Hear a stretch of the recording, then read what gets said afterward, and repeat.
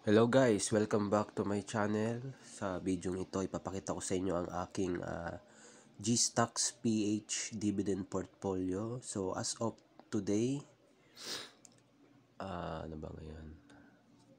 March 23, 2024, ang ating portfolio ay nagkakahalagang 60,824.85. So, sa nakikita nyo po, yan po yung ating total portfolio value. So, sa stock value niya, currently, stock value ay 58,646. So, ang money to invest or yung cash ko, yung remaining balance or remaining cash ko, or yung cash ng aking portfolio ay 2,178.85. So, ipapakita ko sa inyo yung breakdown nitong stock value ko. So, dito. So, sa stock value, so as of today po, ang hawak ko lang po ngayong stocks ay DMC tsaka MDT. So, sa DMC po, DMCI Holdings, meron po akong 4,900 shares. So, with an average price of 11.0862 pesos. So, sa MBT or Metrobank naman ay 20 shares.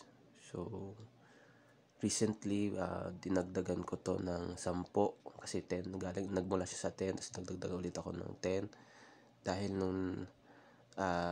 dahil sa mga remaining balance ko na cash. So, naisip ko magdagdag ulit. So, with an average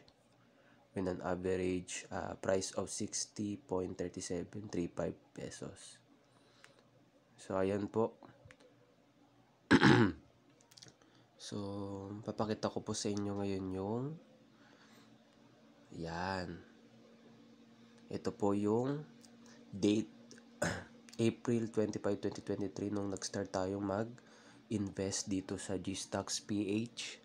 So, for your information po, bukod po sa G-Stocks PH or AB Capital, may isa pa po akong broker which is COL. So, may laman din po yun pero syempre medyo matagal-tagal ko na pong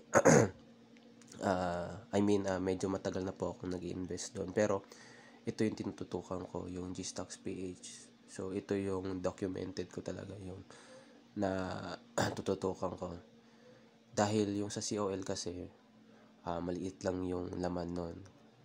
So, mas higher tong G-Stocks PH. So, starting April 25, 2023, nag-invest po tayo ng 1,000.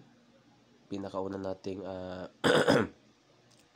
perang ininvest. So, on the other day, nagdagdag tayo ng 1K. Tapos, nung September 23 last year, 12K. And then, September 29, 2K. No, October 31, 33K. November 8, 1,604.4.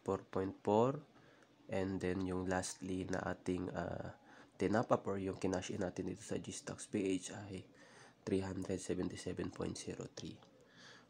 So, nakalagay dito, ang total niya, yung ating total invested capital ay 50,981.43 pesos.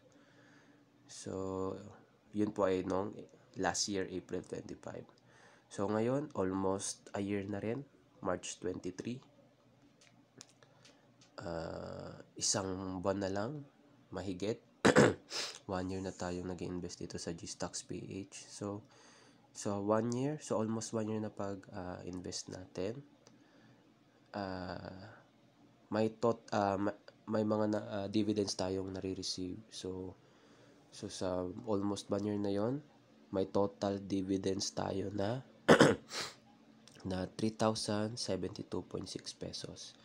So ang pinakaunang na-receive natin ay sa DMC, 129.6 noong November 9, 2023. Then, second, yung 1,458, 1,458, December 15, last year. And then, recently lang nung March 22, kahapon, naka-receive tayo ng 1,485 sa LTG. So ito po yung proof. Yan, yung sa LTG. Ito yung kahapon, March 22. So kaya magkaiba sila, paras lang naman sila ng rate or ng na binigay ng last year, December, 0.3 centavos. Kaya nag-iba lang ng konti dahil nagdagdag ako ng 100 shares dito sa LTG. So ayan, dalawang LTG tapos isang DMC. Yun yung 129.6, yung pinakauna natin. Yan, November 9, 2023. So ayun po. Recently din kasi binenta ko yung LTG, then pinalitan ko ng DMC. Siyempre medyo titignan ko pa kung bibili ulit ako ng LTG or mag-accumulate lang ako ng shares ng DMC. So ayun po, yun yung sa GStocks PH natin. Yan po yung aking dividend portfolio. So may in-expect din akong dividends dito sa Metrobank. So kung hindi ako nagkakamali, sa March 27 ata yung payout nito, or March 25. So ayun po, maliit lang naman yun dahil 20 shares pa lang yung naipon ko dito sa Metrobank. So ayun po, yun ang aking dividend portfolio. So ayun po, i-update ko po kayo sa mga susunod na videos regarding sa mga dividends na nare-receive natin. So ayun lang po, salamat po sa panonood sa aking munting portfolio.